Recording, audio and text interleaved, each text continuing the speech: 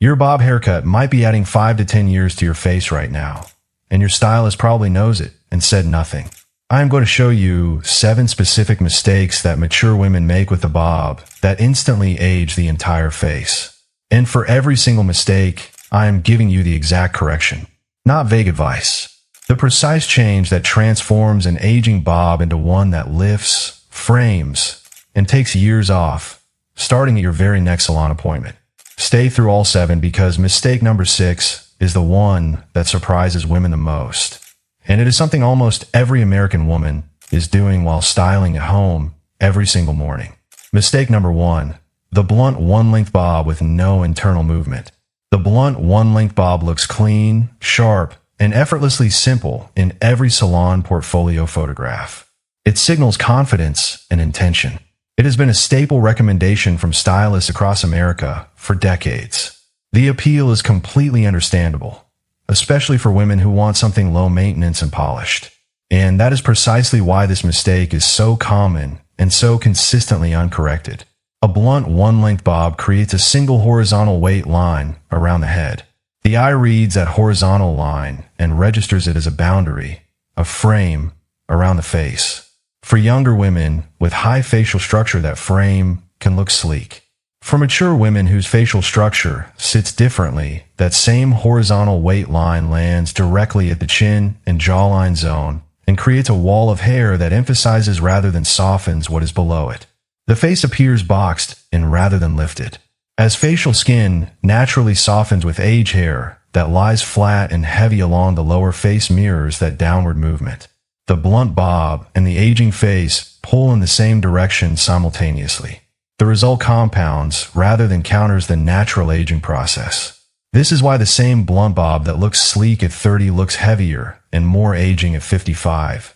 Not because the cut changed, but because what it interacts with has changed over time. Why do stylists continue recommending it? A blunt one-length bob is the simplest technical execution in all of haircutting. It requires minimal sectioning, no precision layering judgment, and consistent results regardless of experience level. It is the default recommendation precisely because it is the most reliably executable, not because it is the most flattering for mature faces. Request internal debulking. Not visible layers, but weight removal from inside the cut that allows the hair to move without altering the external silhouette. Request a slight bevel at the ends that directs the hair to curve naturally against the face. Request that the perimeter line be softened through point cutting rather than cut blunt. 3 specific requests. 1 appointment. Dramatically different result. Mistake number 2, the bob cut too short at the nape. A tight cropped nape looks dramatic and structured in photographs. Many women request it, believing it creates the illusion of a longer neck.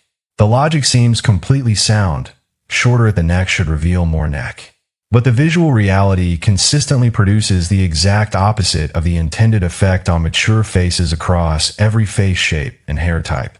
When the nape is cut too high, it creates a sharp disconnection between the back and the front of the bob. The front sections, which are longer, sit heavily at the chin and jaw while the back vanishes abruptly above the nape. The eye registers 2 separate haircuts rather than one cohesive shape. That disconnection directs visual attention to the chin and lower face, exactly where most mature women least want attention concentrated and held. The high nape bob also exposes the back of the neck, an area where skin naturally changes after 50.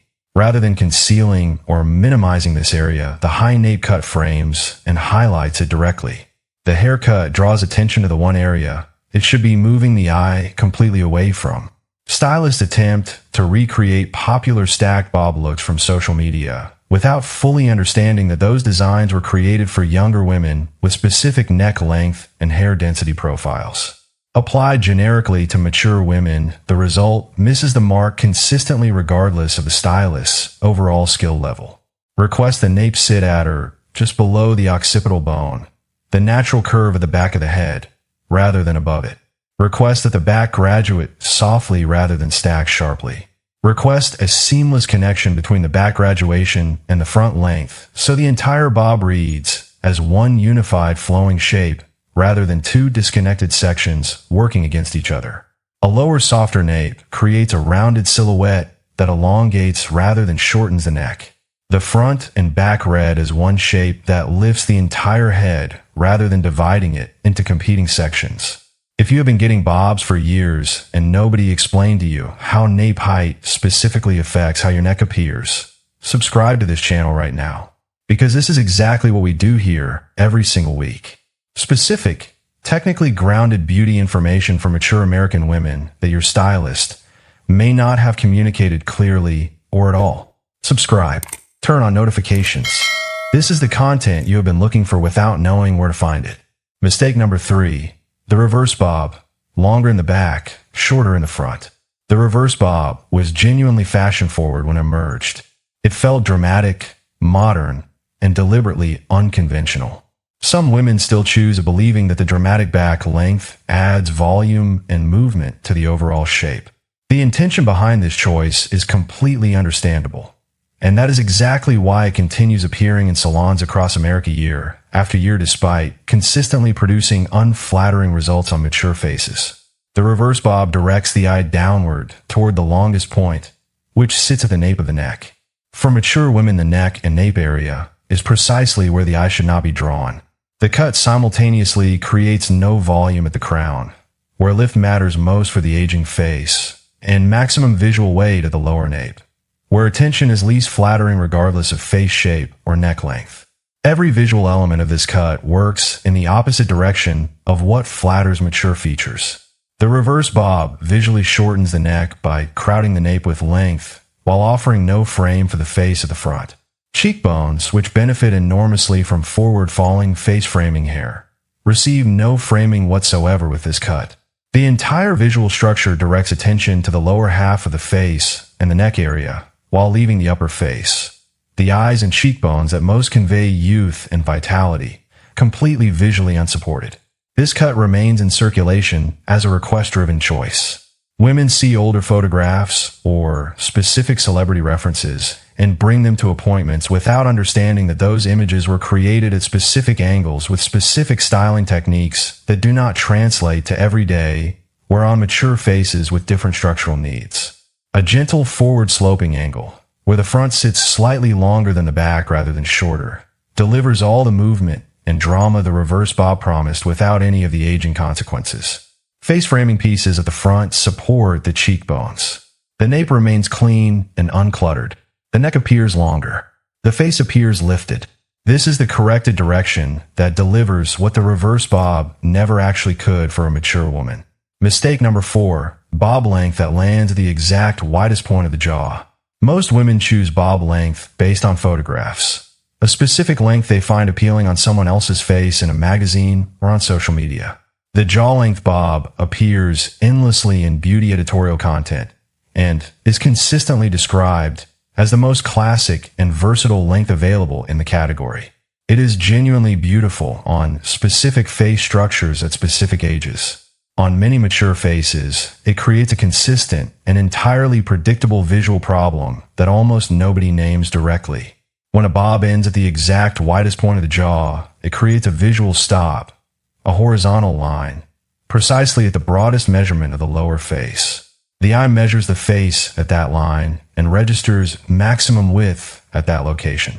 For women whose lower face has naturally become fuller with age, as the fat pads in the face redistribute downward and outward, ending the hair at that exact measurement amplifies the fullness rather than minimizing it. The bob becomes a frame around the widest point of the face rather than a frame around the features themselves. The natural redistribution of facial fat downward that occurs with age means that the jaw zone becomes progressively fuller over time. A bob length that sat neutrally at 30 may land an increasingly problematic measurement by 55 because the widest point of the face has shifted since the length was originally chosen. The length that seemed flattering years ago may no longer be working for the face that exists today. Jaw length bobs are industry standard in terms of description and execution. The conversation in most American salons defaults to jaw length as the starting point for any bob discussion because it is the most universally understood length reference in the category. The nuanced conversation about where specifically on the jaw, relative to the individual face's widest measurement, rarely happens in real appointment time. Request the bob, and either slightly above the jaw or slightly below it. Half an inch in either direction from the problematic measurement changes the entire visual equation. Additionally, request face framing pieces that angle forward and sit above the jawline, creating vertical movement past the horizontal weight line rather than stopping directly on top of it. Tell me in the comments right now, has a stylist ever specifically discussed where your bob length lands relative to your jaw's widest point before picking up the scissors? Yes or no? Because I suspect for the majority of women watching this video, the answer is no. And that single unanswered question is costing women years in their appearance at every single appointment. Comment below right now. I genuinely want to know what your experience has been. Mistake number 5, no face framing, leaving the front completely flat and unlayered. A clean, straight front with no face framing pieces looks very precise and deliberate in photography. Many women and many stylists prefer this approach because it avoids the risk of wispy pieces or uneven front sections that can result from inexperienced layering attempts. The caution behind this choice is genuinely understandable. The consequence for mature faces is significant and consistent regardless of which stylist executes it or which salon happens in. Face framing pieces serve a specific function. They direct light and visual attention toward the central features of the face: the eyes, the cheekbones, the upper third of the face. Without face framing pieces, a bob creates a curtain of uniform weight around the entire perimeter of the face with no visual hierarchy guiding the eye toward any specific feature. The eye has nowhere specifically to land and defaults to reading the overall shape, which for a mature face with natural fullness in the lower half emphasizes width rather than features. The upper face, the eye area, and cheekbones are the features that most consistently convey youth and vitality in the mature face. Drawing visual attention toward those features through face framing pieces creates an instant lifting effect that no skincare product or makeup technique can fully replicate on its own. Leaving the front completely flat removes that single most effective tool for achieving visible lift from the haircut entirely.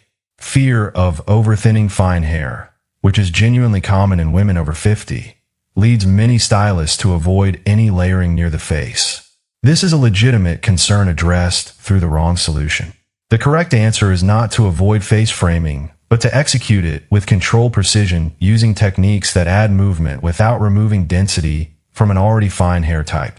Request the shortest face framing pieces begin at cheekbone level and blend gradually toward the chin length. Request these pieces be created through point cutting rather than blunt sectioning, which preserves density while adding movement. Request that the transition between face framing and the main bob body be seamless and graduated rather than abrupt. Light falls differently on the face immediately. The eye is directed toward the cheekbones and eye area. The mature face looks fresher, more dimensional, and more awake because the haircut is now actively directing attention toward its strongest features.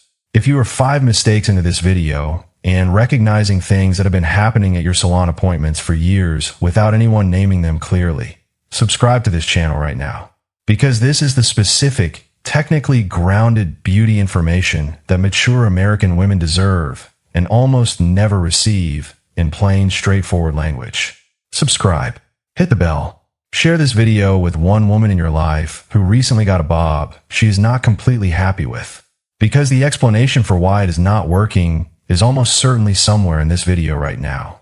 Now, before mistake number 6, I want to address something directly. Everything covered so far is about the cut itself, the decisions made at the salon before you ever leave the chair.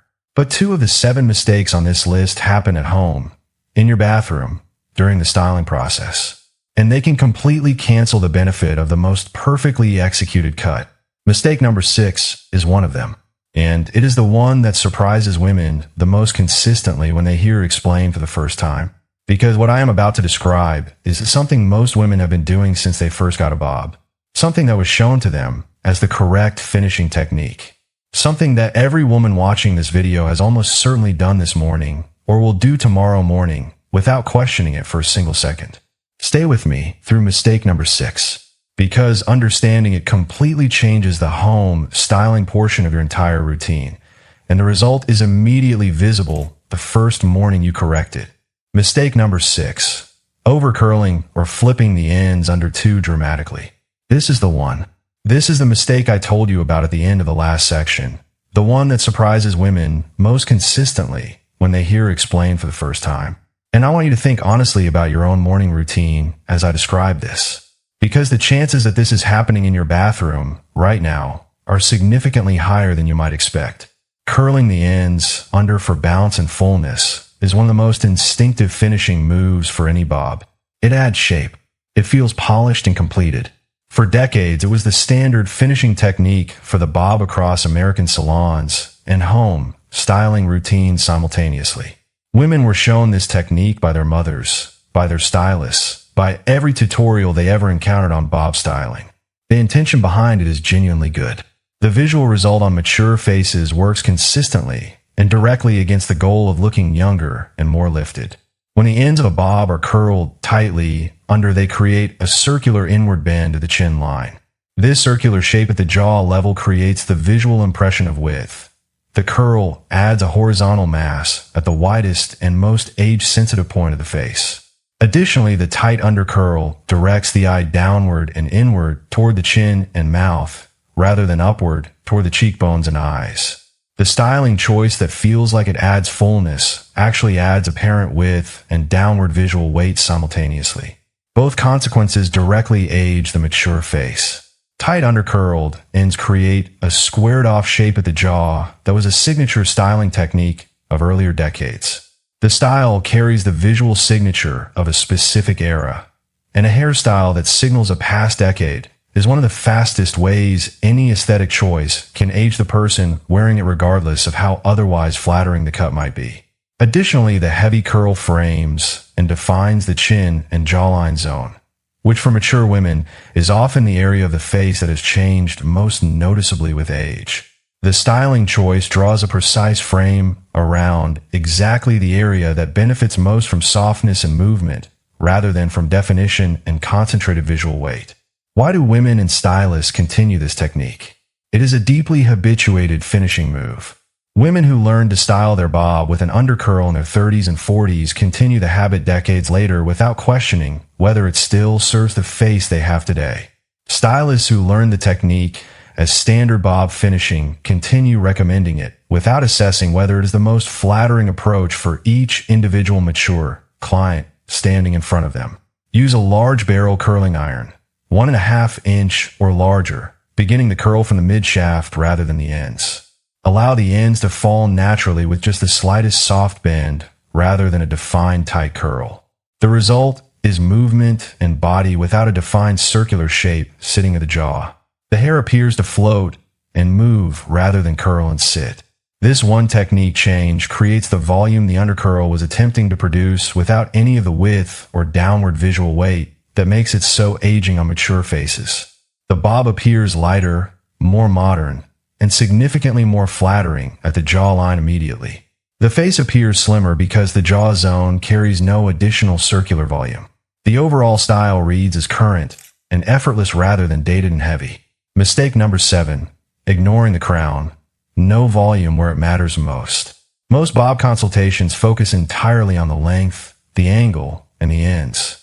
The crown, the top section of the head, is almost never the primary focus of a bob appointment. It seems like a secondary concern at most.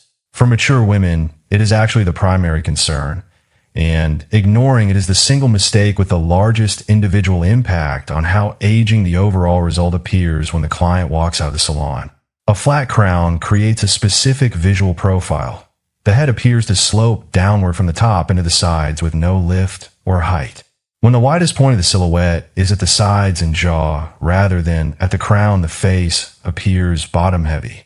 The eye reads this proportion and registers it as aging, because volume loss at the crown is one of the most well-recognized visual markers of the aging process across every face shape and hair type. A bob that does nothing to address crown volume amplifies rather than conceals that marker every single day. Hair naturally loses density at the crown as women age. Thinner strands, reduced volume, and finer texture combine to flatten the crown regardless of how the rest of the hair behaves. A bob that is cut and styled without specifically addressing crown volume leaves the most visible evidence of hair aging completely unaddressed, while focusing attention on every other aspect of the haircut. The cut looks finished. The most aging element has been ignored entirely. Crown volume requires specific cutting and styling techniques that add time and complexity to the service. Many stylists default to addressing crown flatness with product recommendations rather than cutting corrections, which addresses the symptom rather than the structural cause. A volumizing spray helps temporarily. The correct cutting architecture helps permanently because it creates lift through structure rather than through product weight that depletes throughout the day. Request that internal layers be built specifically at the crown. Shorter layers underneath longer surface layers that push the top section upward through natural tension.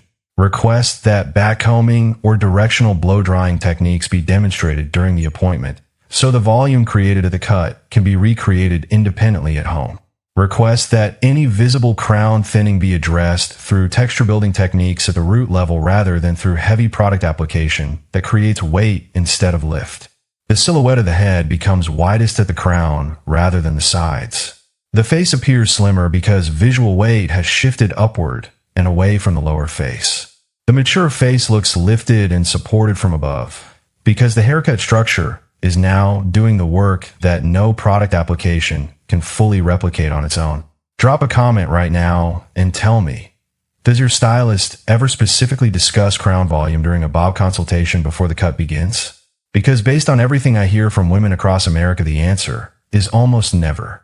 And that silence is costing women the most flattering version of their haircut at every single appointment.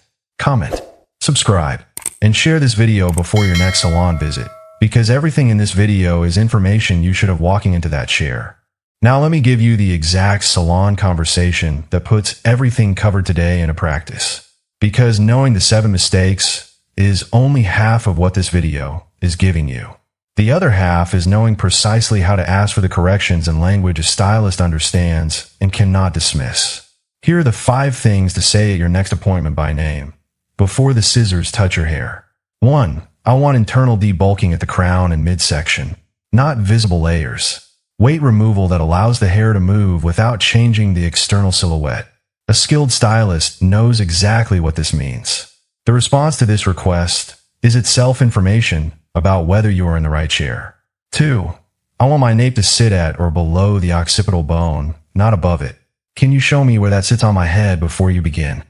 This single request prevents the high nape disconnection that ages the back of the bob and shortens the neck simultaneously. 3. I want face framing pieces that begin at cheekbone level and blend gradually. Please use point cutting rather than blunt sections for the transition. Point cutting of the face frame preserves density and fine hair while adding the movement and softness that lifts the upper face. 4. I want the front length to avoid landing at the exact widest point of my jaw. Can we look at my face shaped together and make that decision deliberately? This question alone, asked before the cut begins, demonstrates a level of knowledge that changes how the entire appointment proceeds in your favor. 5. For the finish, I want soft movement through the mid-shaft rather than a tight undercurl at the ends. Can you show me the technique so I can recreate it at home? This request gives you both an immediate result and a home styling correction that compounds over time. If a stylist responds to any of these 5 requests with dismissal, impatience, or an inability to explain what is being asked, that response is the most important information that appointment gives you. A stylist who understands mature hair cutting engages with these requests with enthusiasm. The requests are the filter. Now, before the close, one bonus that rewards every viewer who stayed through all 7 mistakes. Because there is one styling product habit that cancels every correct structural decision described in this video. And it happens before the styling process even properly begins. Applying heavy conditioner, thick styling cream, or oil of the root zone before styling. Every correct cut described today creates lift, movement, and crown volume through structural means. Product weight at the roots eliminates that lift before the blow dryer is even turned on. The haircut is structurally correct. The product is structurally defeating it at the most critical location before styling has a chance to work. The correction is simple and immediate. All moisturizing products, conditioner, oil, cream, applied from ear level downward only.